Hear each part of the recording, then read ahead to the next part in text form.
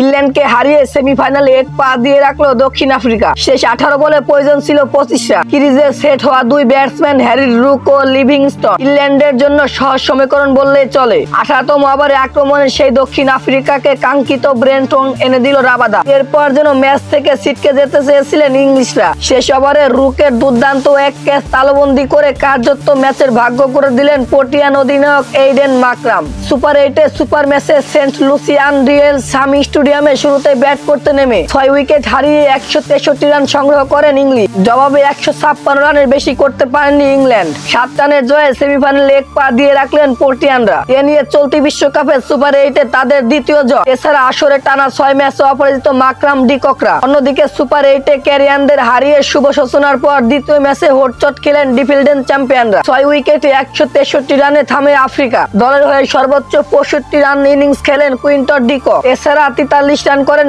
David Miller. ইংল্যান্ডের পক্ষে সর্বোচ্চ 3 উইকেট নিয়েছিলেন জোফরা আর্চার। একই মাঠে আগের ম্যাচে ওয়েস্ট ইন্ডিজের বিপক্ষে 181 রান করে তারা জিতে। স্কোরবোর্ডে মাত্র 81 রান তুলতে 4 টপ অর্ডারকে হারায় ইংল্যান্ড। 8 বলে 11 রান করেন ওপেনার ফিল সল। 20 বলে 17 রান করেন জস বাটলার। সুবিধা করতে পারেননি জনি বেনস্টন ও মঈন আলী রাও। দ্রুত 4 উইকেটের পতনের পর পঞ্চম উইকেটে দলের হাল ধরেন হ্যারি রুক। তাদের ব্যাটে জয়ের পথেই ছিল ইংল্যান্ড। শেষ পর্যন্ত আর ঘুরে দাঁড়াতে পারেনি ইংল্যান্ড।